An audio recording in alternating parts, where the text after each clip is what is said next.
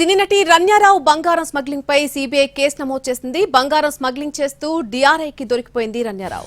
Dubai నుంచి అక్రమంగా 14 కిలోల బంగారాన్ని తీసుకొస్తూ దొరికిపోయింది ఆమె. ఇప్పటికే రన్యారావుని అరెస్ట్ చేసి రిమాండ్కు పంపించారు డీఆర్ఐ అధికారులు. కోర్టు అనుమతితో రన్యారావుని 3 రోజులు కస్టడీకి తీసుకుని ప్రశ్నిస్తున్నారు. కొంతమంది తనను బెదిరించి బంగారం స్మగ్లింగ్ చేయిస్తున్నారని చెప్పారు రన్యారావు. ఈ ఏడాదిలోనే ఇప్పటివరకు 25 సార్లు దుబాయ్కి వెళ్లొచ్చినట్టుగా చెప్పింది. ఇక సింగపూర్, మలేషియాల నుంచి కూడా భారీగానే బంగారం స్మగ్లింగ్ చేసినట్టుగా, ప్రతి ట్రిప్కు 5 నుంచి 10 లక్షల రూపాయలు తీసుకున్నట్టుగా అధికారులు గుర్తించారు.